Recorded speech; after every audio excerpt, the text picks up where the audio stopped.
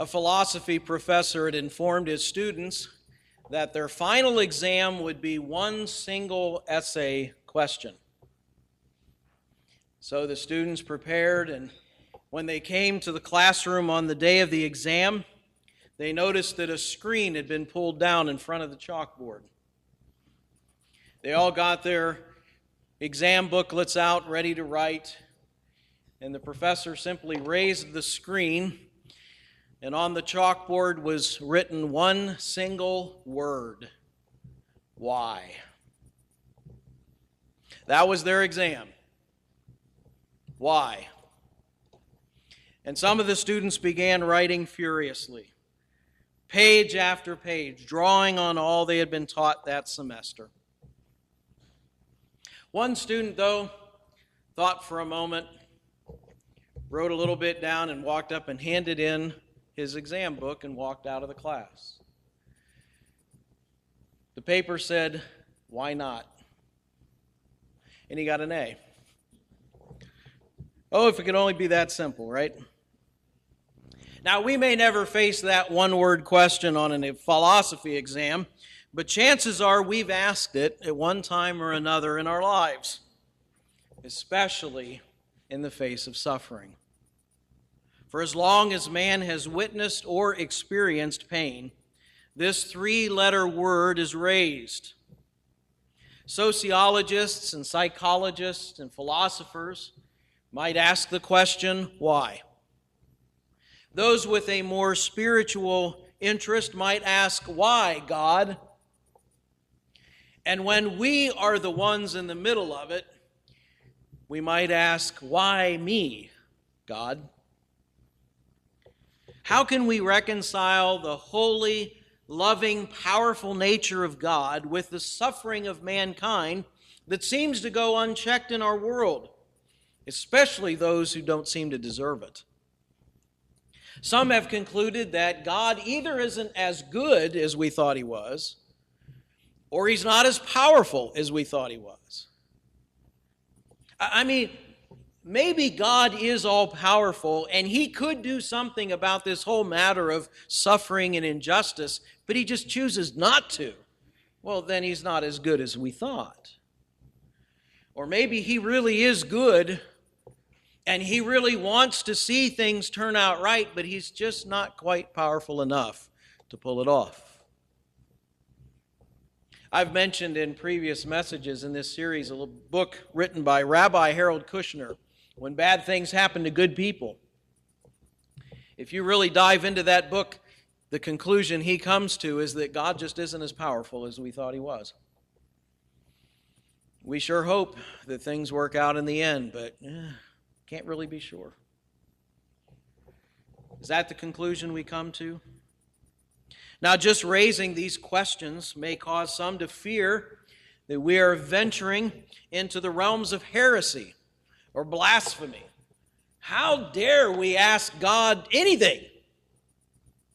How dare we question him about how things happen in our lives?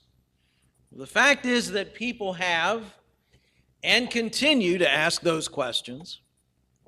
You see them in the Scriptures, and not just one. There are several people throughout the pages of God's Word that have asked those questions. And if we're honest with ourselves, we probably have to admit we've asked them also. One such biblical character was Job. And so far in our study, we have seen Job lose everything. He lost his wealth. He lost all 10 of his children. He lost his health. The one person that survives in his family is his wife. She encourages him to curse God and die. His closest friends come, and in accordance with the custom of the day, they sat in silence until he said something.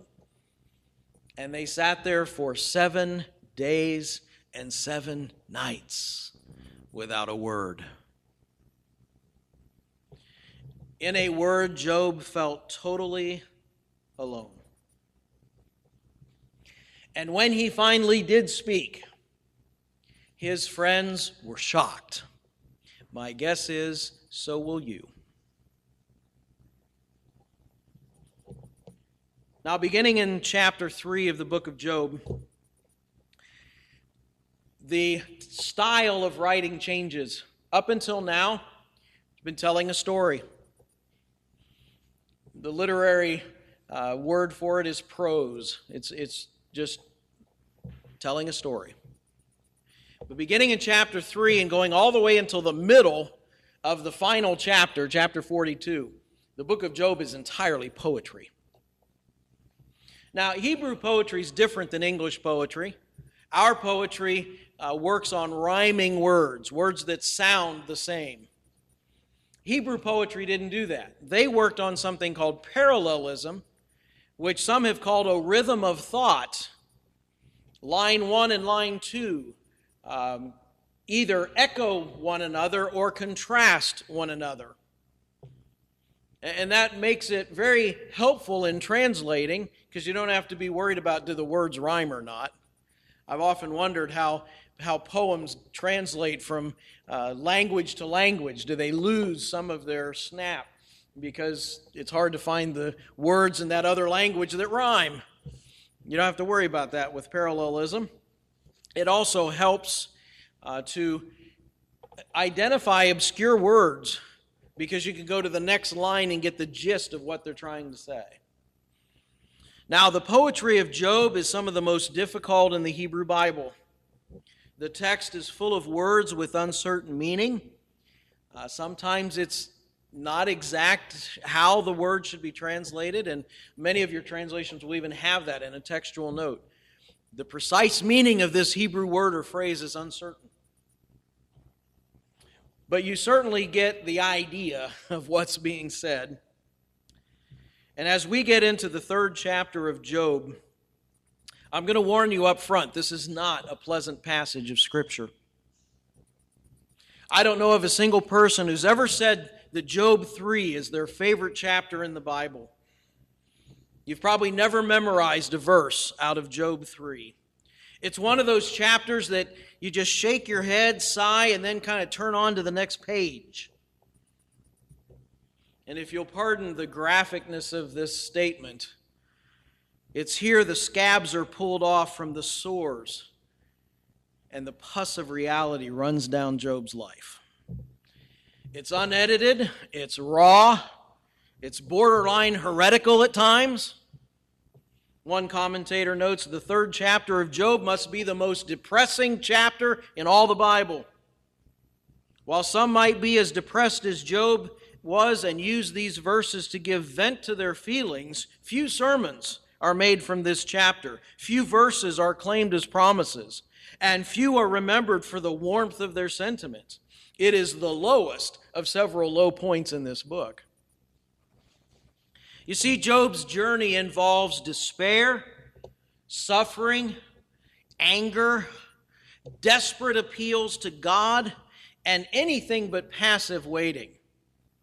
We often hear of the patience of Job, and that's something that the Bible attests to. But he was not passive. He did not just take everything without saying a word. He says a lot. He's going to say a lot in this chapter. And it's embarrassing to many of us. We're uneasy with it. Why? Because in our Western culture, we're told you shouldn't express your feelings, especially as Christians. I mean, come on. Where's your faith? We're told that it's unhealthy to ventilate your grief, and especially men. We're taught from a young age, suck it up. Big boys don't cry. Come on. Hold it in. That's the worst advice you could give to anybody. Now, there's a time and a place. There's an appropriate way. But we need to get this out. And Job in this chapter bursts forth the feelings that have been pent up inside. He doesn't bottle up his emotions, and I don't suggest any of us do as well. In this chapter, we are taken inside Job's heart. We're made to feel his anguish.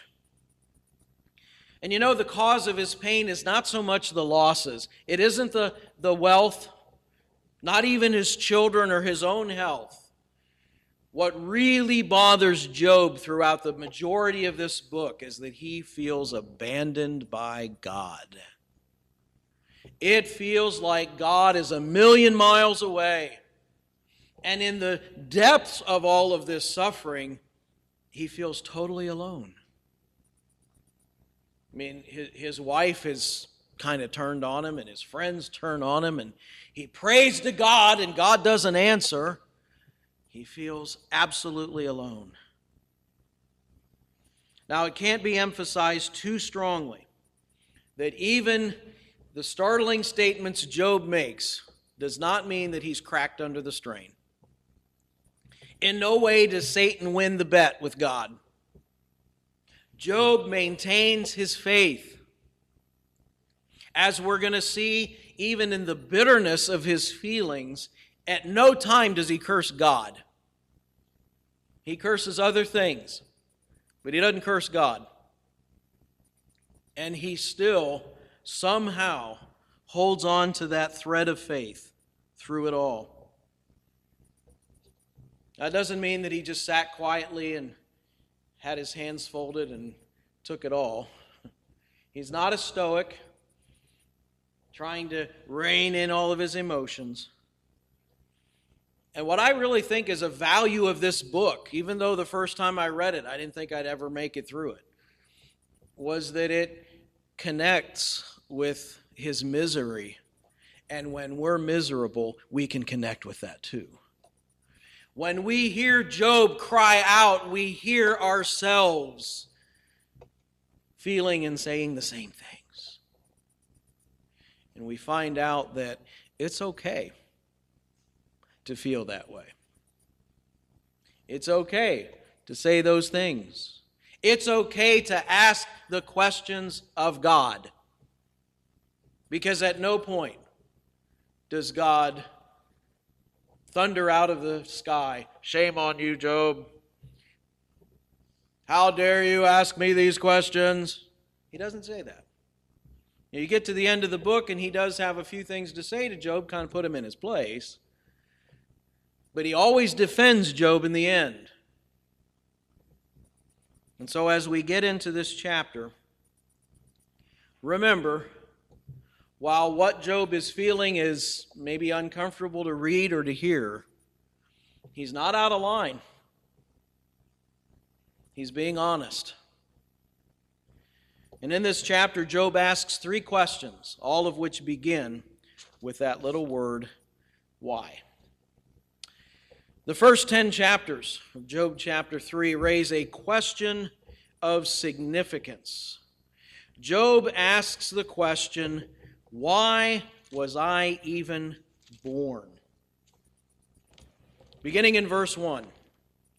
After this, Job opened his mouth and cursed the day of his birth. He said, "May the day of my birth perish, and the night it was said, a boy is born. That day may it turn to darkness.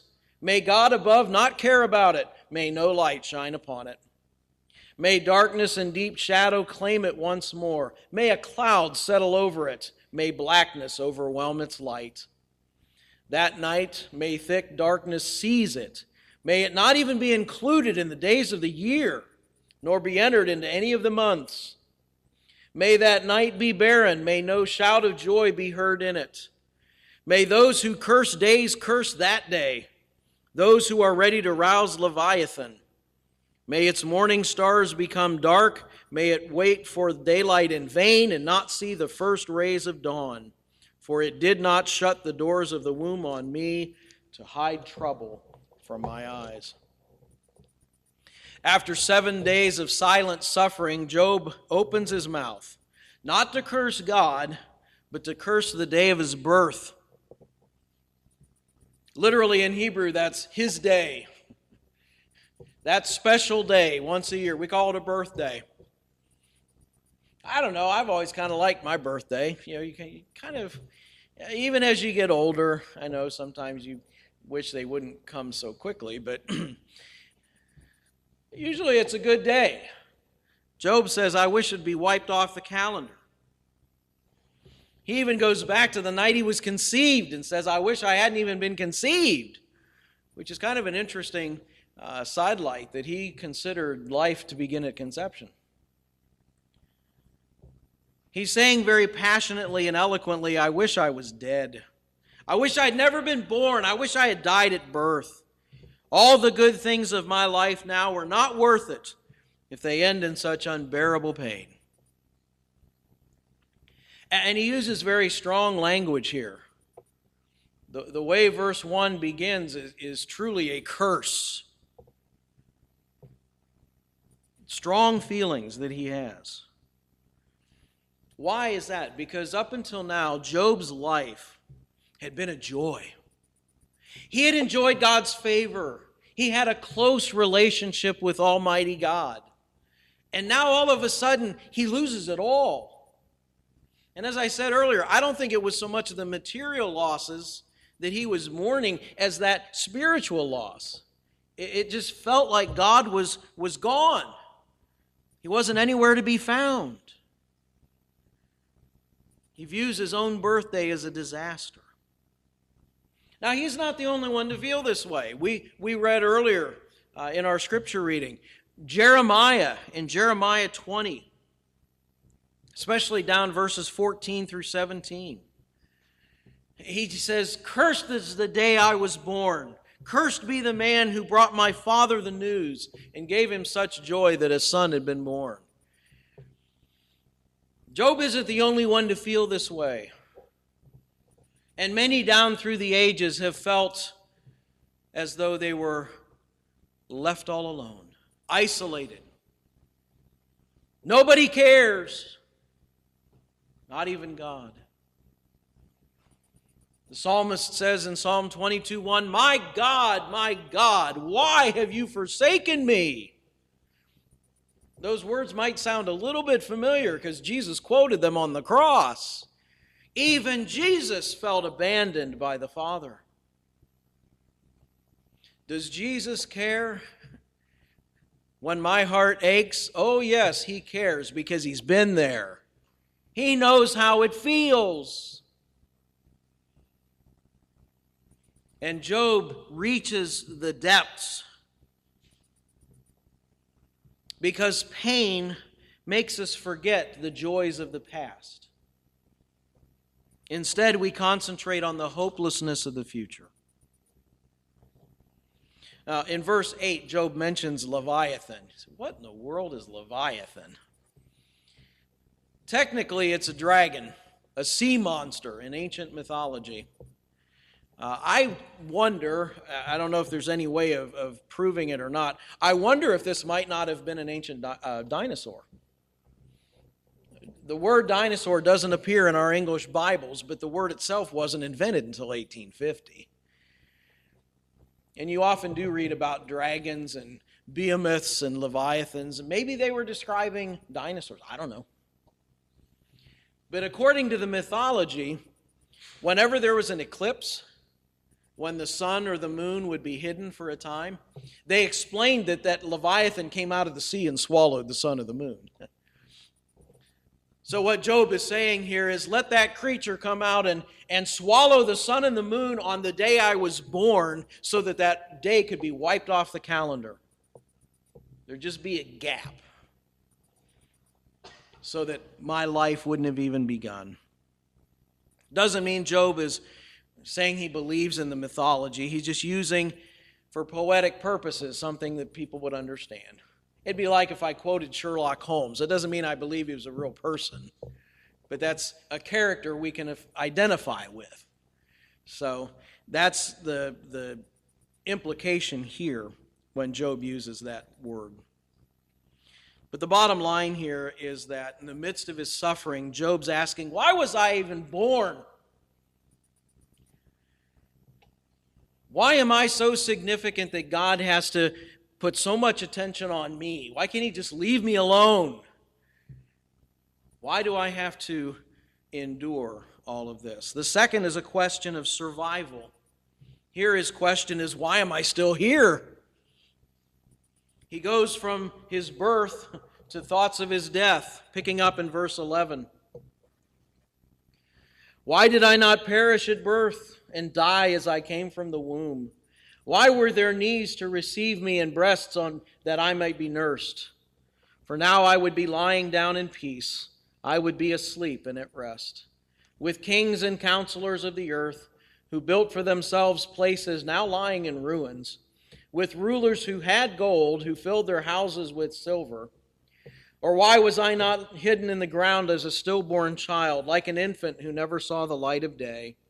There the wicked cease from turmoil, there the weary are at rest. Captives also enjoy their ease, they no longer hear the slave driver's shouts. The small and the great are there, and the slave is freed from his master.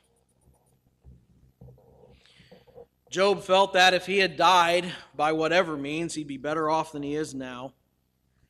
Not because death offers rewards or joys, it just simply ends life's misery.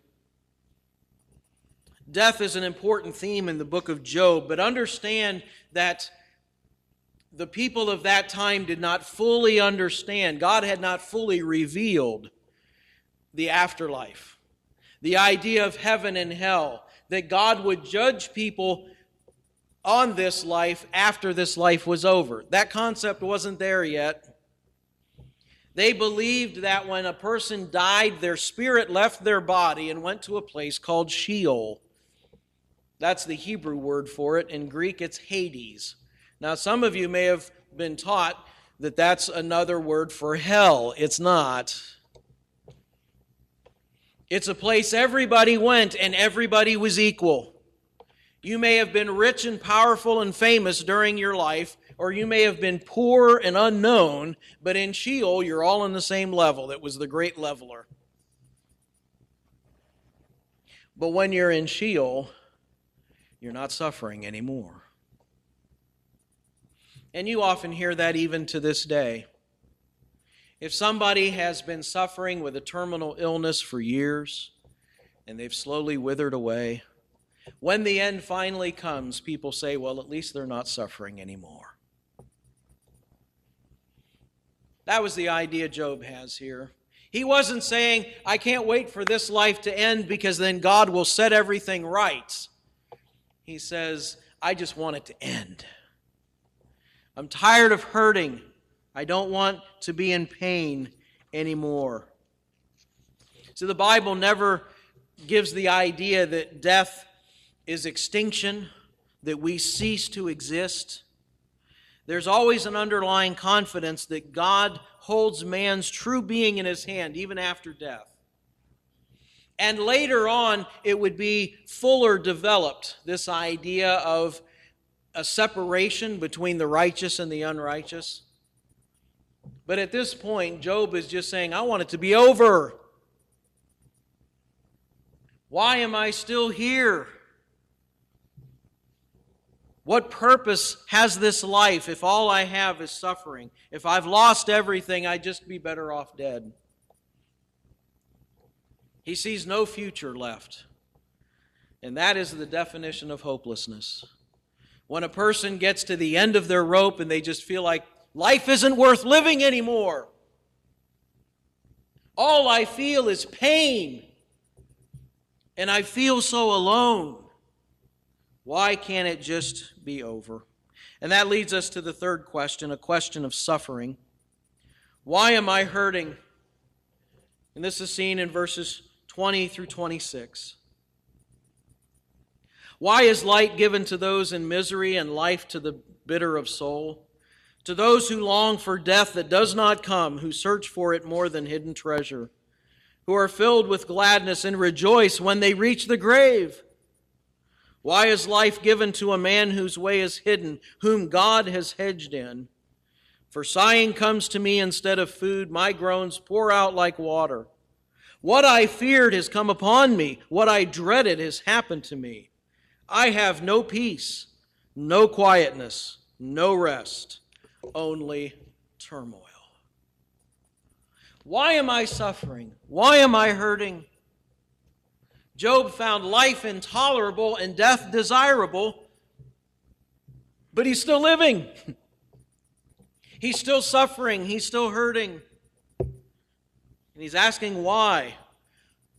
God, why do you still give life to those who don't want to live? Those who have no quality of life, why do they linger? Why do they hold on? Why should the result of God's good gift of life be that those who have it wish to be rid of it? Now, in all of this, I think it should be noted that at no point does Job consider suicide. He never says, I've had it, I don't want to go on, I'm going to end it. I'm going to end my life. You say, well, they didn't know about suicide back then. Oh, yes, they did. You see suicide throughout Old and New Testament. But it never even is an option for Job. He never considers that. At no point does he say, God, your plan doesn't work. I'm going to take my own life in my own hands. If you're not going to do it, I'll do it myself. That never comes up. He longs for death, but he understands that only God has the right to give life and to end life. He may not like it, but he's not going to take that prerogative from God, and neither should we. In verse 23, Job refers to those whom God has hedged in. There's a little irony here. Remember back in chapters 1 and 2, Satan complained to God that he had a hedge around Job. You've hedged him in. I can't touch him. Everything he wants, he gets. He enjoys everything. Now Job is complaining to God, saying, you've hedged me in. He feels trapped. What Satan saw as protection, Job finds as restriction. To Job, it appears that God has locked him into turmoil and thrown away the key. Depression is beginning to take over.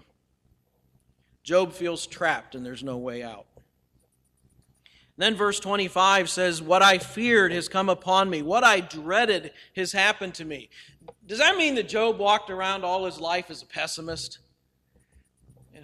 Well, things are going good, but just waiting for the other shoe to drop. Right? This is all too good to be true. Something's bound to happen bad. One day I'll lose it all. No, you don't get any of that sense about Job.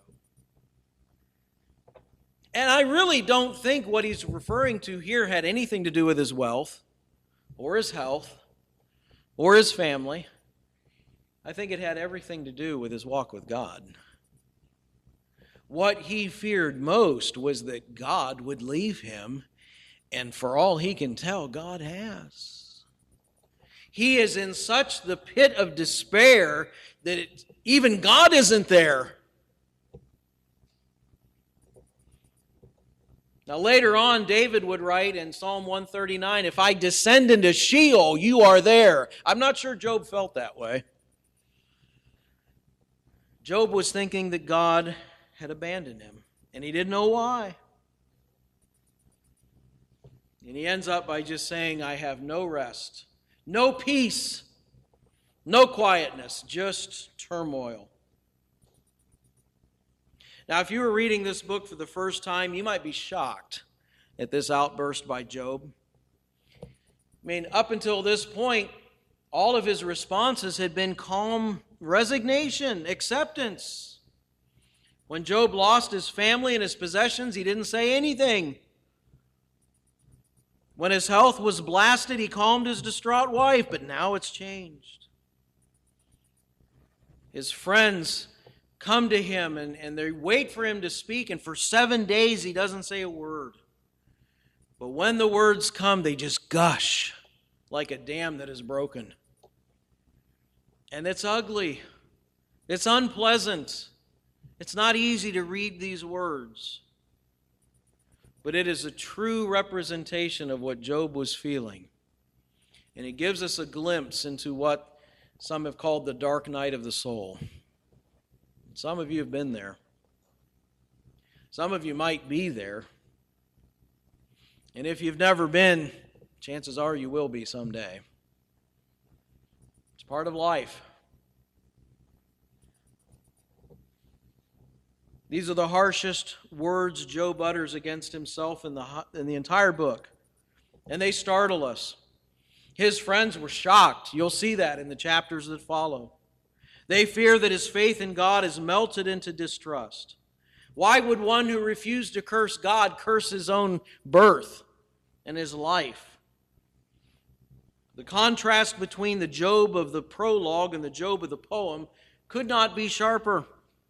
In fact, some have wondered if we really are seeing the same person here. You read chapter 3 and you say, okay, who are you and what happened to Job? This is not the same guy. No, it is. It shows that you can be faithful to God and still be human. It shows that you can be a born-again Christian and at times be depressed. At times question what God is doing and if God really cares. That does not invalidate your faith. One does not lose their salvation when they go through those depths. They are simply experiencing their humanness. And what you see at the end is that Job survives his darkest hour because he never does curse God and he never takes his own life in his own hands. The way to understand the difference is that in the first 2 chapters, Job is defending God's rights. He's saying God has the right to give and to take away. God has the right to bring good in our lives, but also adversity. That's His prerogative. He is sovereign. And Job does not take that back in chapter 3. He simply complains about his circumstances. He doesn't curse God. He never does give up his faith. There was a time when if a Christian suffered from depression, something like what Job was going through here, you never said it publicly. You swallowed your sorrow. The pervasive opinion was simple. Christians didn't have breakdowns. And furthermore, you certainly don't stay depressed. Shame upon shame that you didn't trust the Lord enough through your struggle and find Him faithful to help you through your depression. Thus say Job's friends of the 21st century. Don't be so quick to question somebody's faith when they're going through the dark days. Job never lost his faith, even though he suffered bitter anguish. Now, I told you at the beginning of this message it wouldn't be easy to hear. It's one of the toughest chapters in the Bible to digest. You might find some of it downright offensive. You don't want to think that a man as great as Job in chapters 1 and 2 could say the things that he said in chapter 3. Why? Because we have this skewed idea that if you walk closely with God, you live happily ever after. After all, God loves you and has a wonderful plan for your life, right? Problem is, God's view of wonderful and our view of wonderful aren't necessarily the same. And especially in our culture, we equate the word wonderful with easy, right? I want my life to be easy. You want to get rich? Invent something that'll make a common task easier. Might take longer, but if it's easier, it'll sell. Because that's what we want. We like easy. God doesn't care about easy. Because easy can get us to where we become complacent. I ask you to think back in your life. Where are the times when you felt the closest to God? Was it in the times when everything was going great? Or was it those times when it was difficult? As a country in the last 40 years, when were we as a nation closest to God? I can pinpoint the day. September 12th, 2001. After we'd been attacked, after we were shown to be vulnerable, all of a sudden America is one nation under God. And churches were full. Even on Wednesday night prayer meetings, they were setting attendance records because people are coming to God and saying, "Oh God, why? How could you let this happen? Have you abandoned us?" Now, unfortunately, that only lasted about 3 weeks because once we realized there weren't going to be any more attacks like that, we went on with our lives, right? It happens to us in our individual lives as well. God told the Israelites, when you get into the promised land, it's going to be easy. You're going to move into houses you didn't build, and you're going to reap harvest you didn't sow, and you're going to forget about me. God realizes that a life without adversity and pain is a life that doesn't think they need God. And sometimes He allows adversity and pain in our lives as a wake-up call to bring us back to Himself. Job brings us back to reality, God's kind of reality. Remember the question Job asked his wife, "Shall we accept good from God and not accept adversity?" He was absolutely right. Now the same man in chapter 3 steps into a new frame of reference, and it makes us uneasy. We don't want to think of our hero talking like this. But he's being real. He's being honest. And I think, again, it's noteworthy that there's no blast against Job at the end of chapter 3. No voice booming from heaven about how wrong he was. Does Jesus care? Oh, yes, He cares. He cares about you. Maybe you're in that kind of pit this morning, struggling to find your way back. You might wonder if I need to seek professional help. Maybe a counselor, a psychologist. And if so, I would encourage you to do it. That's no sign of weakness. I'd encourage you to find a Christian one, and there are some in our area that I think are very good. You say, "Well, I can't afford to see a professional." Well, go see your pastor. He can be good for nothing. Find a friend that you trust. Someone who's not going to immediately question your salvation when you reveal how you really feel at times. Find somebody to whom you can share your innermost thoughts. Because there is hope. You may not find answers, but you'll find hope. And that's why I think it's so important that we're part of a church family. Because we can lift one another up. We can encourage one another. We can walk side by side through those tough times. And I may not know how it feels, but I can be there for you. And I can be there to listen. We need to find people like that.